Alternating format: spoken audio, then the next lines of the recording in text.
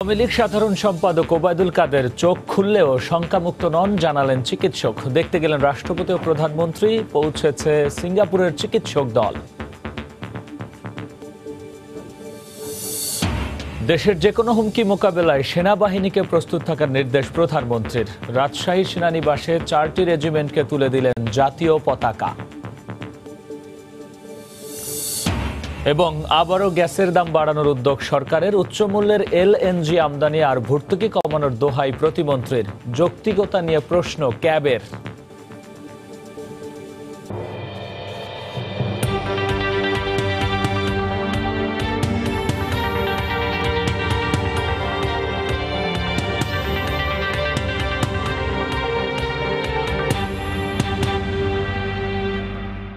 দেখছিলেন শিরোনাম।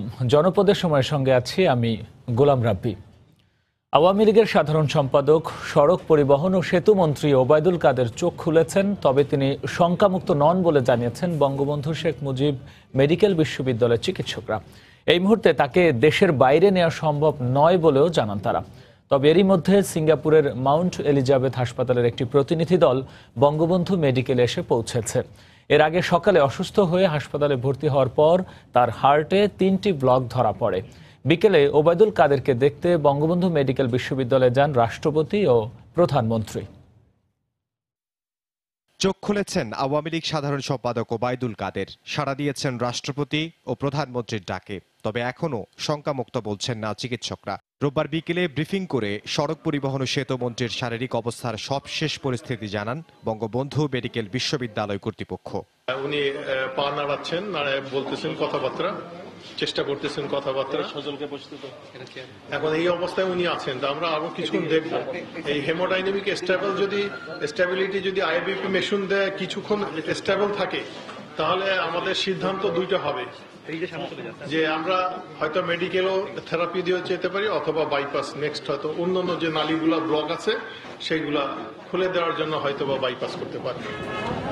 শারীরিক অবস্থা স্থিতিশীল না হওয়ায় এখনই দেশের বাইরে স্থানান্তর করা যাচ্ছে না তাকে। তবে এরই মধ্যে সিঙ্গাপুরের মাউন্ট এলিজাবেথ হাসপাতালের একটি প্রতিনিধি দল ওবায়দুল কাদেরের শারীরিক অবস্থা পর্যবেক্ষণে বঙ্গবন্ধু শেখ মুজিব মেডিকেল বিশ্ববিদ্যালয়ে এসে পৌঁছেছে। তারা যদি কোনো কমপ্লিকেশন হলে, প্লেনে এয়ার অ্যাম্বুলেন্সে কমপ্লিকেশন হলে সেটা ফেস করার মতো বা ট্যাকেল করার মতো তাদের সে প্রযুক্তি বলেন, সে ম্যান পাওয়ার বলেন, সেই ধরনের এক্সপার্টাইজ বলেন, সেটা যদি থাকে তখন কেবল আমরা অ্যালাউ করব। আওয়ামী লীগ সাধারণ সম্পাদক ওবায়দুল কাদেরকে দেখতে বিকেল 3:30টার দিকে বঙ্গবন্ধু শেখ মুজিব মেডিকেল বিশ্ববিদ্যালয় হাসপাতালে যান প্রধানমন্ত্রী শেখ হাসিনা। প্রায় পৌনে 1 ঘন্টা অবস্থান করেন হাসপাতালে। এর কিছুক্ষণ পর বিকেল 4:30টার দিকে হাসপাতালে আসেন রাষ্ট্রপতি আব্দুল হামিদ। রোববার ভোরে হঠাৎ করে শ্বাসকষ্ট সমস্যা দেখা দেয় আওয়ামী লীগের সাধারণ সম্পাদক ওবায়দুল কাদেরের। পরে বাসা থেকে তাকে নিয়ে যাওয়া হয় বঙ্গবন্ধু শেখ মুজিব মেডিকেল বিশ্ববিদ্যালয়ে। সেখানে ভর্তির পর অবস্থার অবনতি হলে নিয়ে যাওয়া হয় আইসিইউতে। প্রাথমিকভাবে তার পরীক্ষা নিরীক্ষায় হার্টে 3টি ব্লক ধরা পড়ে। বর্তমানে তাকে সিসিইউতে রাখা হয়েছে। ওবায়দুল কাদেরের অসুস্থতার খবর ছড়িয়ে পড়লে হাসপাতালে ভিড় জমান দলীয় নেতাকর্মীরা। ওবায়দুল কাদেরের সুস্থতা কামনায় দেশবাসীর কাছে দোয়া চান তারা। অন্য কোথাও মুভ হইতে পারে যদি ডাক্তার সেটা নির্দেশনা দেন অথবা পরামর্শ দেন।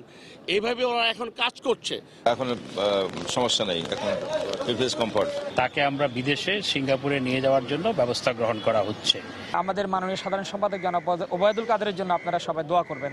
2016 সালে আওয়ামী লীগের 20তম জাতীয় সম্মেলনে দলের সাধারণ সম্পাদক হিসেবে নির্বাচিত হন ওবায়দুল কাদের। এছাড়া তিনি পরপর 2 মেয়াদে সড়ক পরিবহন ও সেতু মন্ত্রী হিসেবে দায়িত্ব পালন করছেন।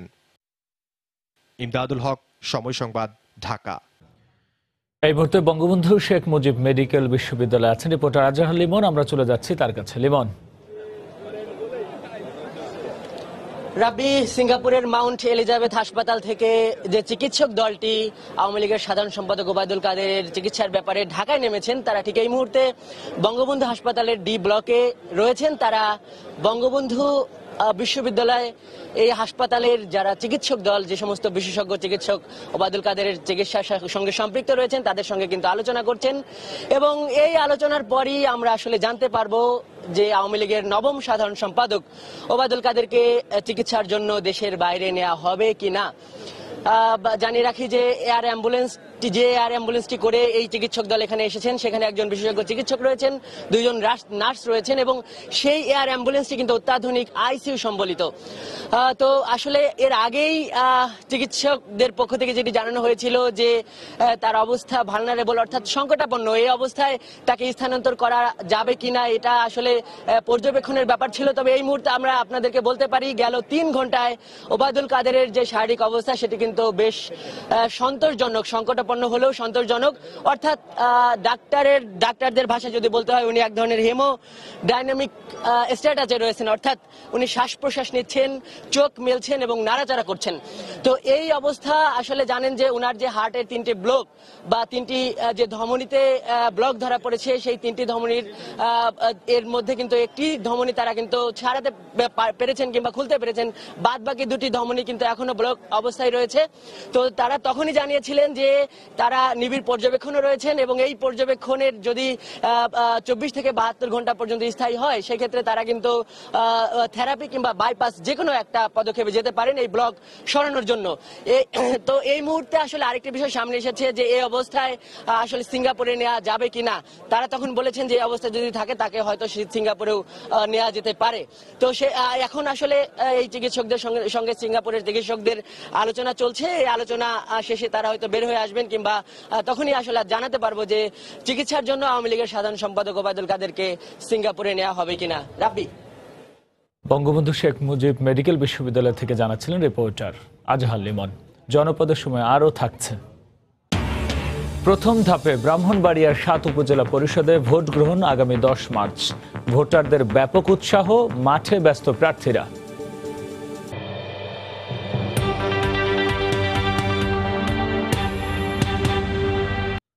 দেশের সার্বভৌমত্ব রক্ষায় সেনাবাহিনীকে ঐক্যবদ্ধ থেকে অভ্যন্তরীণ ও বাহ্যিক যে কোনো হুমকি মোকাবেলায় প্রস্তুত থাকার নির্দেশ দিয়েছেন প্রধানমন্ত্রী শেখ হাসিনা। সকালে রাজশাহী সেনানিবাসে 4টি রেজিমেন্টের হাতে জাতীয় পতাকা তুলে দেন প্রধানমন্ত্রী। তিনি সেনাবাহিনীর উন্নয়নে সরকারের নেওয়া নানা পদক্ষেপ তুলে ধরেন। রাজশাহী থেকে ফেরদৌস লিপির রিপোর্ট। দেশের ভূখণ্ডের অখণ্ডতা রক্ষা সহ সব ধরনের জাতীয় নিরাপত্তা ও প্রতিরক্ষায় সহায়তায় অগ্রণী ভূমিকা পালন করে বাংলাদেশ সেনাবাহিনী।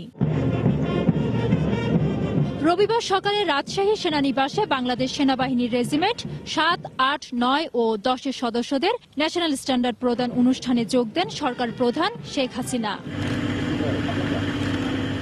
এরপর প্রধানমন্ত্রী খোলা জিপে করে সশস্ত্র বাহিনীর সবচেয়ে এই বড় শাখা সুসজ্জিত প্যারেড পরিদর্শন করেন। পরে বাংলাদেশ ইনফ্যান্ট্রি রেজিমেন্টের 4টি ইউনিটকে সশস্ত্র বাহিনীর বীরের প্রতীক জাতীয় পতাকা প্রদান করেন প্রধানমন্ত্রী।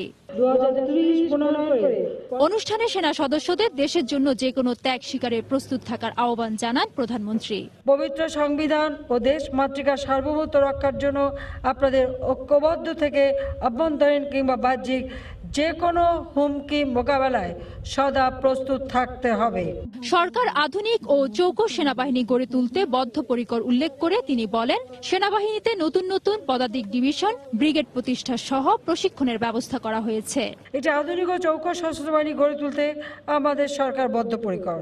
এজন্য ফোর্সেস গোল 2030 প্রণয়ন করে পর্যায়ক্রমে বাস্তবায়ন করা হচ্ছে। আমাদের সরকার শাসক হিসেবে নয়, জনগণের সেবক হিসেবে আমরা দেশ পরিচালনা করে যাচ্ছি। এই সময় 11শ জাতীয় সংসদ নির্বাচনে দেশের গণতান্ত্রিক ধারা সমুন্নত রাখতে ভূমিকা রাখায় সেনাবাহিনীকে ধন্যবাদ জানান প্রধানমন্ত্রী। রণাঙ্গনে সশস্ত্র বাহিনীর মর্যাদার প্রতীক জাতীয় পতাকা পাওয়া এসব বীর সেনারা ভবিষ্যতেও দেশের সার্বভৌমত্ব রক্ষায় নিজেদের সর্বোচ্চ আস্থায় নিয়োজিত করবে এমন প্রত্যাশার কথাও ব্যক্ত করেন প্রধানমন্ত্রী। পরে সেনা সদস্যদের বিশেষ নৈপুণ্য, লাঠি খেলা সহ নানা কসরত উপভোগ করেন প্রধানমন্ত্রী সহ আগত অতিথিরা। ফেরদৌস লিপি, সময় সংবাদ, রাজশাহী।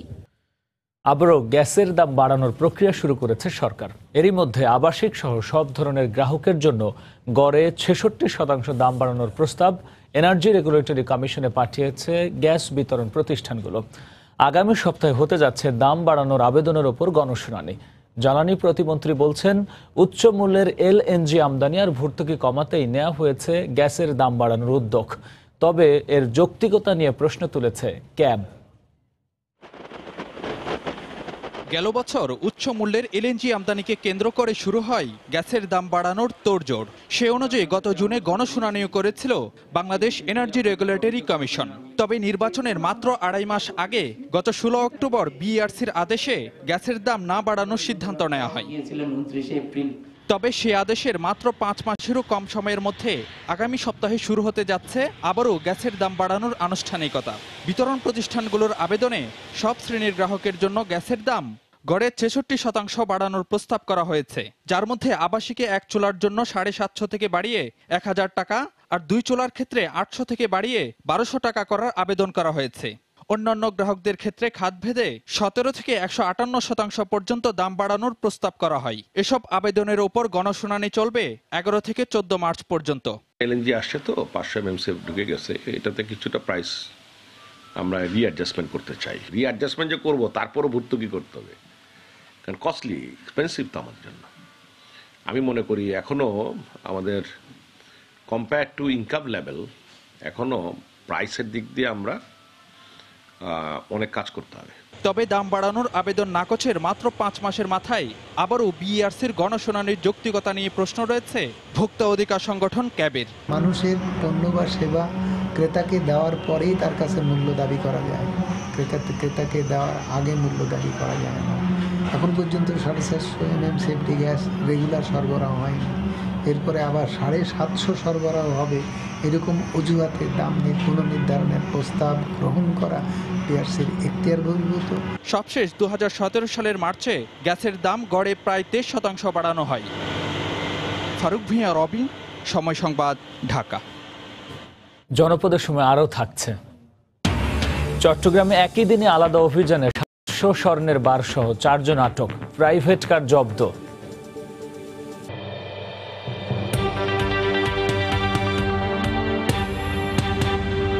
প্রথম ধাপে নির্বাচনে আখাউড়া সহ ব্রাহ্মণবাড়িয়ার 7টি উপজেলা পরিষদের ভোট গ্রহণ হবে আগামী 10 মার্চ। নির্বাচন সামনে রেখে এ উপজেলার ভোটারদের মাঝে ব্যাপক উৎসাহ, মাঠে ব্যস্ত প্রার্থীরাও। তবে দীর্ঘদিনের সমস্যা সমাধানের প্রতিশ্রুতিই গুরুত্ব পাচ্ছে ভোটের মাঠে। আখাউড়া একটি সীমান্তবর্তী এলাকা, এই এলাকা উন্নয়নের জন্য একজন যোগ্য প্রার্থী যিনি, আমি একজন নতুন ভোটার হিসেবে ওনাকেই ভোট দেব। যে রাস্তাঘাট উন্নয়ন করবে, যে ভাঙাচোরা ঠিক করবে, আমরা তাদেরকে ভোট দিব। আমরা চাই যে আখাউড়াটা একটা মডেল হিসেবে হোক, আমরা যাতে আরো সুন্দর এবং রাস্তাঘাট সুশৃঙ্খলভাবে যাতে মানুষ চলাচল করতে পারে, যারা সন্ত্রাস মুক্তি করতে পারে, আমরা দুর্নীতি থেকে বাঁচতে পারি, সেই প্রার্থী আমরা চাই। সীমান্ত এলাকায় যেহেতু, এই কারণে আমরা মনমতো যে প্রার্থী, এই প্রার্থীর আমরা ভোট দেবো, জয়যুক্ত করবো। ওই দোকানপাটগুলো সরিয়ে পিছন থেকে নিয়ে আমাদের এই রাস্তাটাকে প্রশস্ত করলে আখাউড়াবাসীর খুব সুবিধা হবে। এমন একজন আমরা প্রার্থী চাই যে প্রার্থীটা মাদক মুক্ত প্লাস আমাদের জনগণের উন্নয়নের জন্য কাজ করবে।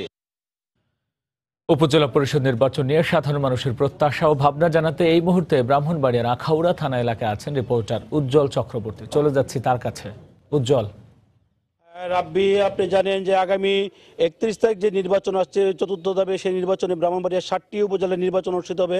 এর মধ্যে আখাউড়া একটি। আমি এখন অবস্থান করছি আখাউড়া উপজেলার চত্বরে। আমার সাথে আছেন এখানকার যে সমাজকর্মী, সাংবাদিক, শিক্ষক সহ বিভিন্ন শ্রেণীর পেশার লোক। আমরা আগামী যে নির্বাচন আসছে সেই নির্বাচনে কেমন প্রার্থী চাই সেই নিয়ে আজকে আখাউড়াতে কথা বলবো। প্রথমে আমি যাচ্ছি আমার পাশে যিনি আছেন একজন সাংবাদিক, তার সাথে আমরা কথা বলবো। সে আসন্ন যে নির্বাচন আসছে সেই নির্বাচনে আপনারা আখাউড়া উপজেলা থেকে কিরকম প্রার্থী চান? ধন্যবাদ সময় টেলিভিশন। আমরা আসলে চাচ্ছি সৎ, যোগ্য এবং শিক্ষিত একটা প্রার্থী আমাদের প্রত্যাশা, যিনি অতীতে, যার ঐতিহ্য আছে, যিনি অতীতে মানুষের পাশে ছিলেন, আগামীতেও যিনি থাকবেন, এই ধরনের প্রার্থী আমরা প্রত্যাশা করি। এছাড়া আপনারা জানেন যে এই এলাকার একজন মাননীয় মন্ত্রী মহোদয় আছেন, আইন বিচার ও সংসদ বিষয়ক মন্ত্রণালয়ের মাননীয় মন্ত্রী আনিসুল হক। ওনার মতো একজন দক্ষ মানুষের সাথে যিনি কাজ করতে, হাতে হাত মিলিয়ে কাজ করতে পারবেন, এরকম একটা প্রার্থী আমরা বাছাই করব বলে আমরা আশা করছি। এবং পাশাপাশি আমি যেটা আগেও বলেছি যে আমরা এমন প্রার্থী চাই যিনি মানুষের পাশে থাকবেন, মানুষের সেবা করার যার মানসিকতা আছে, এই ধরনের প্রার্থী আমরা চাচ্ছি। ধন্যবাদ আপনাকে। আমরা জানি যে আখাউড়া এখানে একটা স্থলবন্দর আছে, এখানে 7টি অঙ্গরাজ্যের সাথে একটা প্রবেশদ্বার, সেখানে ব্যবসা বাণিজ্যের একটা ব্যাপক সম্ভাবনা আছে। যে জনপ্রতিনিধি সেক্ষেত্রে কি ধরনের ভূমিকা পালন করতে পারবে বা কোন ধরনের প্রার্থী চান? ব্যবসা বাণিজ্য নিশ্চয়ই প্রার্থী চান কিনা আপনারা, বা কোন ধরনের প্রার্থী চান? ধন্যবাদ সময় টিভিকে আজকে আপনাদের আয়োজনের জন্য। আমরা সীমান্তের অধিবাসী, আখাউড়ার যে অর্থনৈতিক অবস্থা অতীত খুব গুরুত্বপূর্ণ ছিল। আমরা এই সামনে নির্বাচনে যারা নির্বাচিত হবেন, আমরা ওই সমস্ত প্রার্থীকে চাচ্ছি যিনি আখাউড়ার অর্থনীতির চেহারা পাল্টাই দেওয়ার জন্য তারা কাজ করবেন। এই জন্য আমার আখাউড়াতে আমরা একজন গুরুত্বপূর্ণ মন্ত্রিপরিষদ সদস্য আছেন, যিনি ইচ্ছা করলে যা সাহায্য নিলে আমরা এই আখাউড়াকে আমরা অনেকটা পরিবর্তন করতে পারি। এখানে বিশেষ করে একটা ক্ষুদ্র শিল্প জোনের খুব প্রয়োজন, যার প্রেক্ষাপটে এখানে আমাদের বেকারত্ব কমবে। আমাদের এলাকায় ধরেন এখানে বর্ডার বেল্ট, এই বর্ডার বেল্টে বেকারত্ব কমলে আমরা মাদকের যে একটা অভিশাপ সেখান থেকে আমরা আমাদের সোসাইটিকে আমরা চেঞ্জ করতে পারবো। সুতরাং সরকার এবং যারা জনপ্রতিনিধি আসবেন তারা যেন এই দিক চিন্তা করে সৃজনশীল ব্যক্তিত্ব এবং শিক্ষিত এবং যারা এরকম কর্মমুখর চিন্তা ভাবনা ধ্যান ধারণা আছে, সমস্ত ব্যক্তিকে আমরা নির্বাচিত করার জন্য আমাদের চিন্তা ভাবনা রয়েছে এবং আখাউড়াবাসী তাই করবেন ইনশাল্লাহ। তো আমি আমরা আবার আসছি আপনার কাছে। আমরা একটু জানতে চাচ্ছি যে আখাউড়া মাত্র 31% শিক্ষার হার, এখনো শিক্ষা দীক্ষার দিক দিয়ে আখাউড়া অনেকটা পিছিয়ে আছে। সেক্ষেত্রে শিক্ষার হার বাড়ানোর জন্য জনপ্রতিনিধি কি ধরনের ভূমিকা রাখতে পারে বা কোন ধরনের প্রার্থী চাচ্ছেন সেই ক্ষেত্রে একটু বলেন। ধন্যবাদ সময় টিভিকে আমাদের সাধারণ জনগণের মতামত তুলে ধরার একটা সুযোগ করে দেওয়ার জন্য। তো দুর্ভাগ্যজনক হলেও সত্য, আমরা সীমান্তবর্তী আখাউড়া উপজেলা একটা সমৃদ্ধশালী উপজেলা, মুক্তিযুদ্ধের স্মৃতি বিজড়িত আখাউড়া উপজেলা সেটি। সেখানে দুর্ভাগ্যজনক হলেও সত্য যে 31% লোক বর্তমানে 1,30,329 জন জনগণের মধ্যে 31.5% লোক শিক্ষিত। সেটা আমাদের জন্য একটি অবশ্যই দুর্ভাগ্যের বিষয়। যেখানে আমাদের এই মন্ত্রী মহোদয় রয়েছেন এই অঞ্চলে, আমরা আশা করব যদি এখান থেকে আমরা আসন্ন উপজেলা নির্বাচনে উপজেলা চেয়ারম্যান, ভাইস চেয়ারম্যান, মহিলা ভাইস চেয়ারম্যান এরকম যোগ্য, সৎ, মেধাবী, দক্ষ এবং নেতৃত্ববান, কর্মনিষ্ঠ, স্বপ্নদ্রষ্টা লোককে যদি আমরা নির্বাচন করতে পারি, তাহলে আমাদের যেই 31.5% শিক্ষার হারটি রয়েছে সেটি আমরা আখাউড়া উপজেলার ঝরে পড়া রোধ করে শিক্ষার হারকে সামগ্রিকভাবে বাংলাদেশের মধ্যে একটি শিক্ষিত জাতি গঠনে এবং সমৃদ্ধ জাতি গঠনে একটা ব্যাপক ভূমিকা রাখতে পারবে আমাদের উপজেলা চেয়ারম্যান। বিশেষ করে আমরা অতীতে দেখেছি যে আমাদের এই সীমান্তবর্তী অঞ্চলের বিভিন্ন অঞ্চলে শিক্ষা প্রতিষ্ঠানের যেই জরাজীর্ণ অবস্থাগুলো রয়েছে, যদি শিক্ষার্থীর সংখ্যা যেখানে বেশি রয়েছে সেখানে যদি নতুন ভবন স্থাপন করতে পারে এই উপজেলা চেয়ারম্যান, মহিলা ভাইস চেয়ারম্যান, চেয়ারম্যান যিনারা নির্বাচিত হবেন, ওনাদের দক্ষ নেতৃত্বের ফলে যদি আমাদের মন্ত্রী মহোদয়ের সাথে সমন্বয় করে একটি যদি শিক্ষা বান্ধব ওনার মন মানসিকতা থাকে, তাহলে সত্যিকার অর্থেই আমরা বাংলাদেশের মধ্যে একটা উন্নত এবং শিক্ষিত জাতি হিসেবে নিজেকে পরিচয় মেলে ধরতে পারবো। আমাদের সুন্দর আমরা জাতি হিসেবে আখাউড়া একটা বাংলাদেশের মধ্যে শিক্ষিত জাতি হিসেবে নিজেদেরকে গঠন করতে পারবো বলে বিশ্বাস করি। ধন্যবাদ আপনাকে। নারী শিক্ষার দিক দিয়ে এখনো আমরা অনেকটা পিছিয়ে আছি। সেই ক্ষেত্রে মানে উপজেলার যে চেয়ারম্যান বা ভাইস চেয়ারম্যান যারা নির্বাচিত হবেন বা আপনারা করবেন, তারা কি ভূমিকা রাখতে পারে বলে মনে করেন আপনারা? ধন্যবাদ সময় টিভিকে।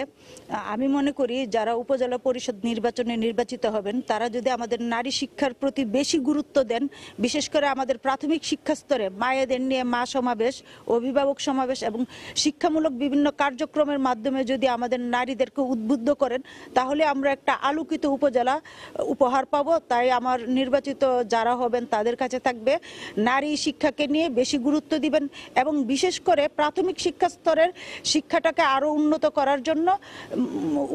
করার জন্য তারা মনোপ্রাণ নিয়ে কাজ করবেন, যাতে আমাদের একেবারে কচি কাঁচা শিশুদেরকে আমরা মানসম্মত প্রাথমিক শিক্ষাটা নিশ্চিত করতে পারি এবং তাদের মাধ্যমে আমরা একটা আলোকিত উপজেলা উপহার পেতে পারি।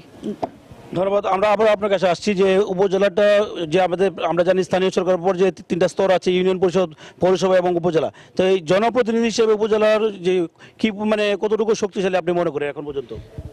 আপনি যেটা বলেছেন এটা এই বাস্তবতা যে 3টা নির্বাচন হয়, একটা হচ্ছে পৌরসভা, একটা ইউনিয়ন পরিষদ, একটা উপজেলা পরিষদ। কিন্তু এটাই বাস্তবতা যে এই 2টা ইউনিয়ন পরিষদ এবং পৌরসভা বাদে উপজেলা পরিষদটা বলতে গেলে একেবারেই শক্তিশালী শক্তিশালী না।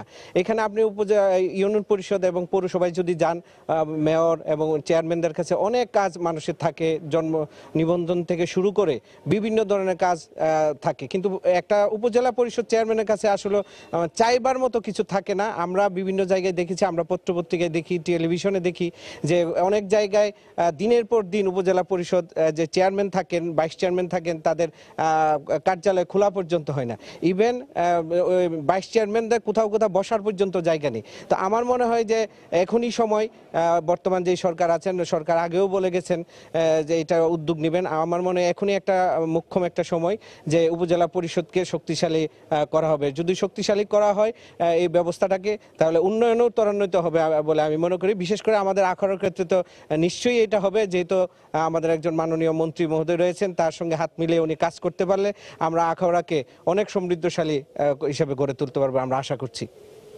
আরেকটা বিষয় হচ্ছে, আমরা জানি যে এখানে যে একটা মাদকের একটা কুফল আছে, আপনার মাদকের অতীত আন্দোলন করে আসছেন মাদক নিয়ে, সেই মাদকের জন্য মানে কি করণীয় আছে বলে মনে করেন?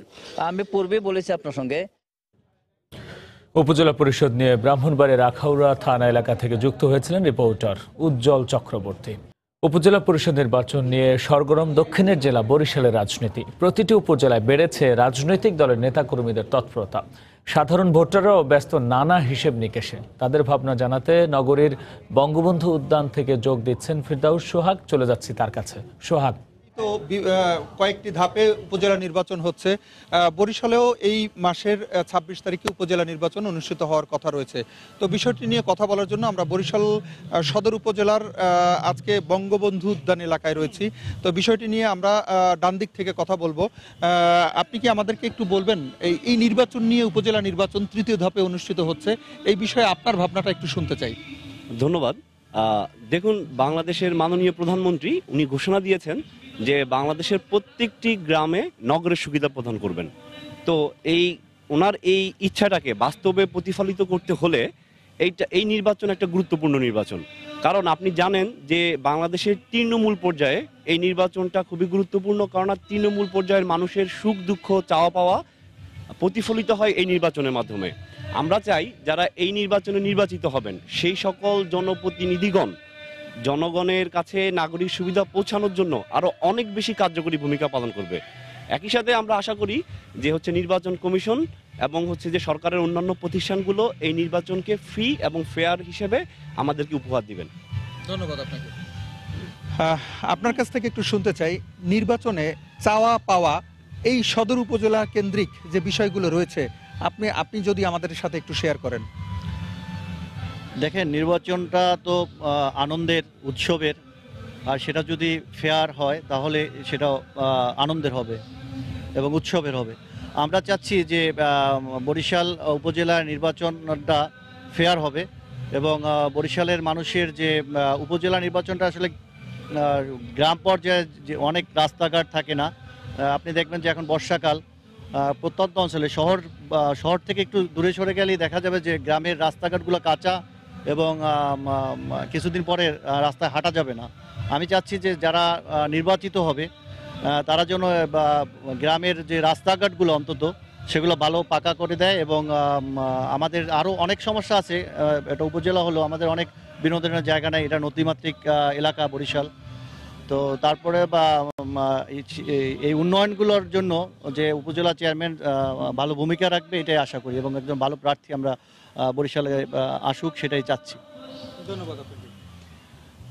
আপনার কাছে এবার আসবো, আমরা একটু শুনতে চাই বরিশাল সদর উপজেলা সহ এই অত্র অঞ্চলে কোথায় কি সমস্যাগুলো রয়েছে, আপনার জানা মতে যে প্রবলেমগুলো রয়েছে এবং এগুলো কি প্রত্যাশা আপনি করছেন।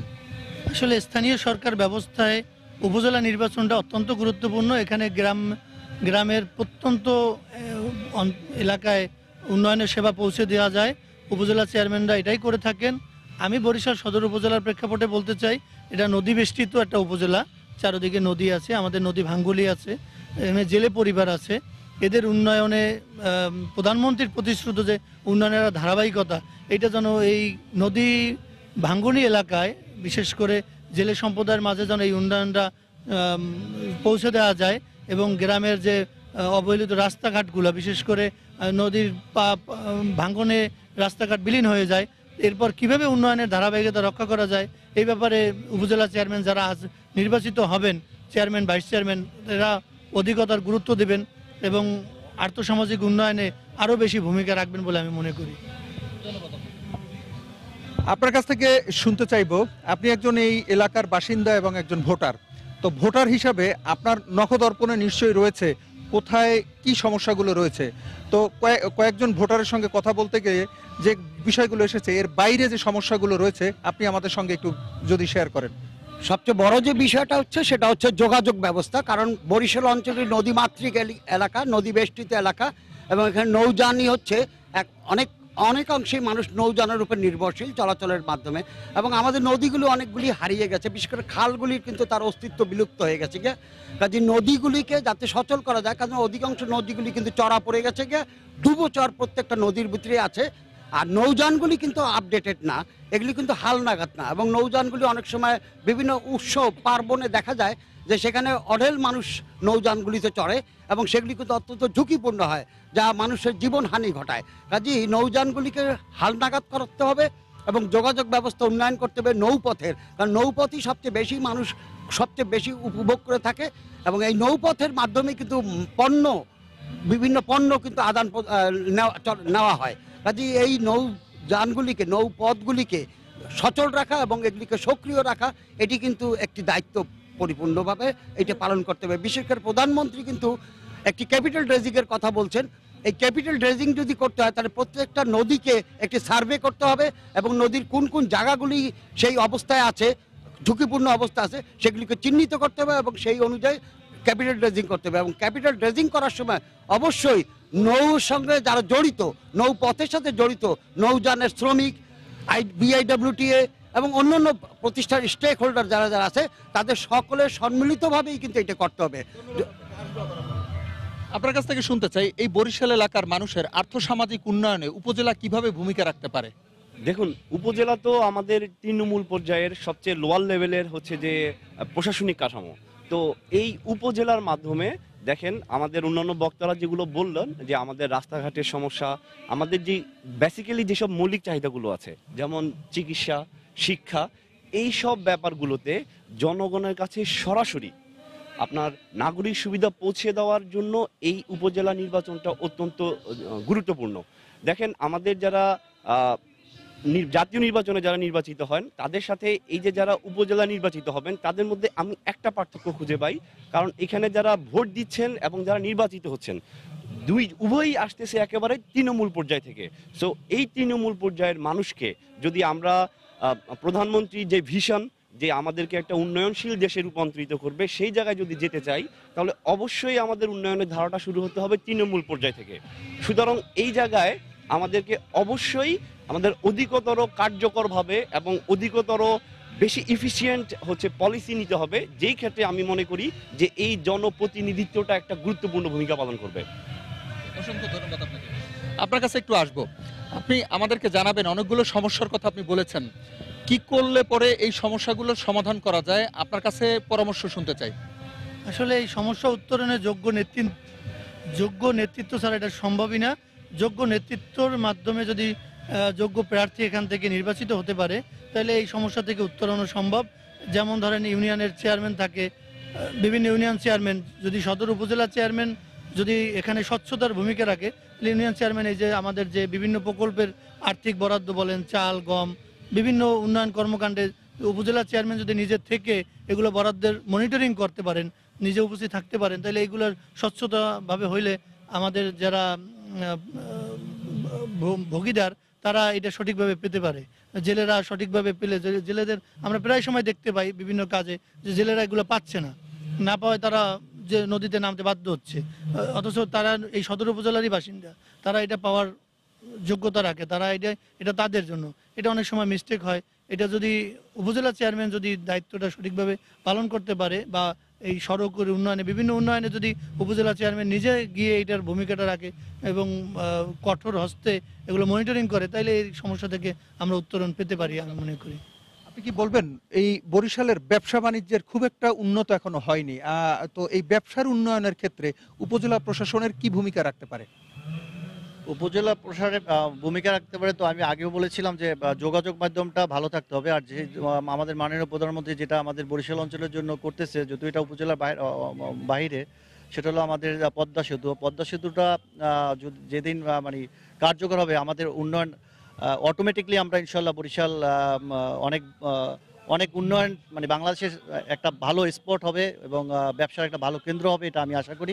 এবং এটার জন্য দ্রুত বাস্তবায়ন হয়, সেজন্য মাননীয় প্রধানমন্ত্রীর কাছে আমাদের আহ্বান থাকবে। আর আরও থাকবে যে এখানে বরিশাল যাকে উপজেলার চেয়ারম্যান বা প্রার্থী নির্বাচিত করে, সেজন্য অনেস্ট থাকে এবং ভালো একজন প্রার্থী থাকে, তাহলে আমাদের বরিশালের উন্নয়ন সম্ভব হবে এবং ব্যবসায়ীদেরও উন্নয়ন সম্ভব হবে। ধন্যবাদ আপনাকে। আপনার কাছ থেকে সর্বশেষ প্রশ্ন শুনতে চাই। আর্থসামাজিক যে বিষয়টি বরিশালের রয়েছে এবং উপজেলার আর্থসামাজিক উন্নয়নের ক্ষেত্রে কিভাবে ভূমিকা করলে পরে এলাকার মানুষের সুবিধা হবে এবং মানুষগুলো ভালো থাকবে, বরিশালের জনগণ, তো এই বিষয়ে আপনি 1 মিনিটের মধ্যে যদি আমাদেরকে একটু বলেন। আমাদের কাছে জিনিসটা বুঝতে হবে যে আমাদের তৃণমূলের যে বিধানটা আছে সেটা হচ্ছে ইউনিয়ন পরিষদ, এবং এই ইউনিয়ন পরিষদ উপজেলা কেন্দ্রিক হয়ে থাকে। কাজে উপজেলা কিন্তু তাদের একজন গাইড। উপজেলাকে অবশ্যই তার এই টোটাল সমগ্র উপজেলার একটি সমীক্ষা করতে হবে, যে সেই সমীক্ষার মধ্যে এইটা আসতে হবে যে উপজেলার রিসোর্সগুলি কি কি, সেখানে মৎস্য সম্পদ কি আছে, কৃষি সম্পদ কিভাবে আছে, তার অন্যান্য পানি সম্পদ কি কি আছে এবং অন্যান্য সম্পদ কি আছে, এবং এইটিকে কিভাবে সংরক্ষণ করা যাবে এবং এইটিকে কিভাবে বাজারমুখী করা যাবে এবং এর পণ্যায়িত অর্থাৎ মূল্য সংযোজিত করা যাবে, এই বিষয়টিকে অত্যন্ত গুরুত্বের সাথে বিবেচনা করার দায়িত্ব কিন্তু উপজেলা প্রশাসনের, উপজেলা পরিষদের। কাজে উপজেলা পরিষদ কিন্তু শুধুমাত্র কাজের ভাগবটারা করা ইত্যাদি করা নয়, কারণ সাম্প্রতিক সময় আমরা যেটা জানতে পেরেছি যে সরকার মেগা প্রকল্প হাতে নিচ্ছে। এই মেগা প্রকল্প কিন্তু অনেকটাই উপজেলা পরিষদের মাধ্যমেই বাস্তবায়িত হবে।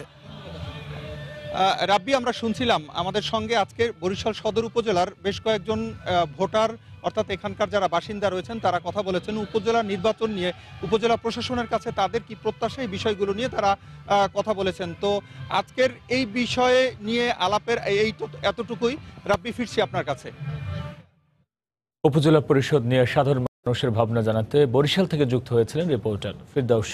চট্টগ্রামে একই দিনে আলাদা অভিযানে 700 স্বর্ণের বারসহ 4 জনকে আটক করেছে পুলিশ। জব্দ করা হয়েছে 2টি প্রাইভেট কার। বিকেলে ঢাকা চট্টগ্রাম মহাসড়কের চট্টগ্রামের মিরসরাইয়ের সোনা পাহাড় এলাকায় একটি প্রাইভেট কারে তল্লাশি চালিয়ে 60 কেজি ওজনের 600টি স্বর্ণের বার উদ্ধার করে পুলিশ, যার বাজার মূল্য আনুমানিক 22 কোটি টাকা। এই ঘটনায় 2 জনকে আটক করা হয়। এর আগে সকালে চট্টগ্রাম নগরীর CRB এলাকায় একটি প্রাইভেট কার সহ 2 জনকে আটক করা হয়। পরে তল্লাশি চালিয়ে 11.5 কেজি ওজনের 100টি স্বর্ণের বার উদ্ধার করা হয়। এ পর্যায়ে শিরোনামগুলো জানিয়ে দিচ্ছি আরও একবার। আওয়ামী লীগ সাধারণ সম্পাদক ওবায়দুল কাদের চোখ খুললেও শঙ্কামুক্ত নন, জানালেন চিকিৎসক। দেখতে গেলেন রাষ্ট্রপতি ও প্রধানমন্ত্রী। পৌঁছেছে সিঙ্গাপুরের চিকিৎসক দল। দেশের যে কোনো হুমকি মোকাবিলায় সেনাবাহিনীকে প্রস্তুত থাকার নির্দেশ প্রধানমন্ত্রীর। রাজশাহী সেনানিবাসে 4টি রেজিমেন্টকে তুলে দিলেন জাতীয় পতাকা। এবং আবারও গ্যাসের দাম বাড়ানোর উদ্যোগ সরকারের। উচ্চ মূল্যের LNG আমদানি আর ভর্তুকি কমানোর দোহাই প্রতিমন্ত্রীর। যৌক্তিকতা নিয়ে প্রশ্ন ক্যাবের। এই ছিল এখনকার মতো। যে কোনো খবর পেতে ভিজিট করুন সময়নিউজ.tv। আপনার মোবাইলে সময় সংবাদ দেখতে ও সকল খবর পেতে ডাউনলোড করুন সময় অ্যাপ। সঙ্গে থাকুন সময়ের।